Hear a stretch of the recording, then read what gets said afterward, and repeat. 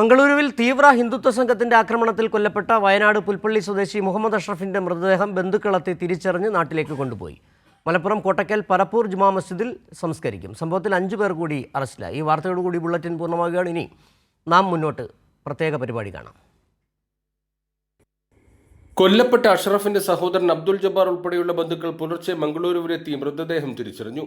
Police നടപടിക്രമങ്ങൾ പൂർത്തിയാക്കി വിട്ടു നൽകിയ മൃതദേഹം ബന്ധുക്കൾ നാട്ടിലേക്ക് കൊണ്ടുപോയി. അഷ്റഫിന് വർഷങ്ങളായി മാനസിക പ്രശ്നങ്ങളുണ്ടെന്നും പോലീസ് അന്വേഷണവുമായി കുടുംബം സഹകരിക്കുമെന്നും സഹോദരൻ അബ്ദുൽ ജബ്ബാർ പറഞ്ഞു. കർണാടക സ്പെഷ്യൽ ബ്രാഞ്ചും അതേപോലെ കേരള സ്പെഷ്യൽ ബ്രാഞ്ചും ബന്ധപ്പെട്ടായിരുന്നു ഇന്നലെ തന്നെ. അപ്പോൾ അവര് മറ്റുള്ള കാര്യങ്ങളൊന്നും പറഞ്ഞില്ല. അവര് ബോഡി വിട്ട് തന്നിട്ടുണ്ട്. പിന്നെ സംഭവിച്ച കാര്യങ്ങൾ ഇപ്പം അന്വേഷിക്കുന്നുണ്ട്. 20 ആളുകൾ അറസ്റ്റിലായിട്ടുണ്ട്. മറ്റു കാര്യങ്ങളൊക്കെ അന്വേഷിക്കുന്നുള്ളൂ എന്നാണ് പറഞ്ഞത്.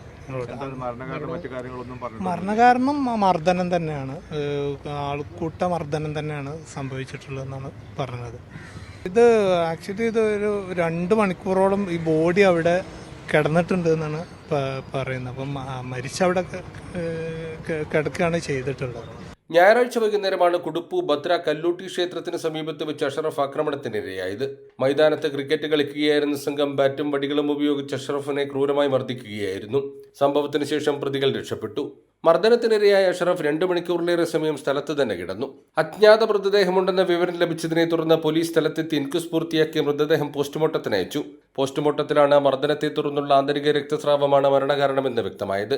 തുടർന്ന് CCTV ദൃശ്യങ്ങളും മൊബൈൽ ലൊക്കേഷൻ വിവരങ്ങളും ശേഖരിച്ച് നടത്തിയ അന്വേഷണത്തിൽ കുടുപ്പുവിലെ തീവ്ര ഹിന്ദുത്വ ക്ലബ്ബ് സാമ്രാട്ട് ഗേസിലെ 15 പേരെ പോലീസ് അറസ്റ്റ് ചെയ്തു. കഴിഞ്ഞ ദിവസം അക്രമി സംഘത്തിലെ 5 പേർ കൂടി പിടിയിലായതോടെ അറസ്റ്റിലായവരുടെ എണ്ണം 20ആയി.